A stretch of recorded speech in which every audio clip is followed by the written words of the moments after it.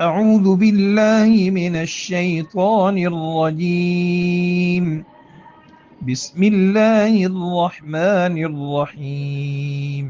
وسيجنبها الأتقى الذي يؤتي ماله يتزكى وما لأحد عنده من نعمة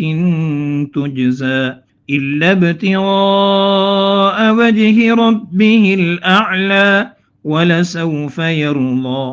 ترجمہ: اور اس جہنم سے دور رکھا جائے گا سب سے زیادہ متقی جو اپنا مال دیتا ہے تاکہ پاکیزگی حاصل کرے، اور اس پر کسی کا کوئی احسان نہیں جس کا وہ بدلہ چکائے، بلکہ صرف اپنے رب اعلیٰ کی رضا جوئی کے لیے دیتا ہے، اور وہ اللہ بھی اس سے خوش ہو جائے گا۔ مولانا مودودی رحمہ اللہ نے فرمایا، ان آیات میں بتایا گیا ہے کہ جہنم سے وہ لوگ بچائے جائیں گے جو سب سے زیادہ متقی ہیں، یعنی وہ لوگ جو اللہ کی راہ میں مال خرچ کرتے ہیں تاکہ اپنے نفس کو پاک کریں۔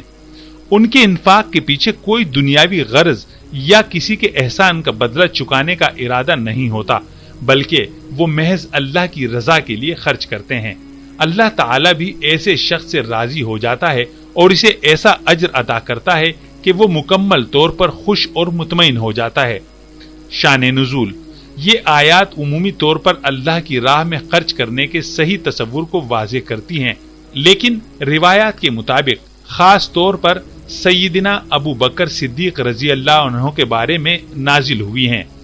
جب انہوں نے حضرت بلال رضی اللہ عنہ کو کفار کے ظلم سے آزاد کرانے کے لیے بڑی رقم ادا کی تو بعض کفار نے کہا کہ یہ صرف ایک ذاتی احسان کا بدلہ ہے۔ اس پر اللہ تعالیٰ نے فرمایا کہ ابو بکر صدیق رضی اللہ عنہ کا انفاق کسی کی دنیاوی غرض کے لیے نہیں بلکہ صرف اللہ کی رضا کے لیے ہے۔ یہ آیات ہر مومن کے لیے ایک اصولی ہدایت فراہم کرتی ہیں کہ صدقہ و خیرات اور نیکی صرف اللہ کے لیے ہونی چاہیے، نہ کہ دنیاوی مفاد یا شہرت کے لیے۔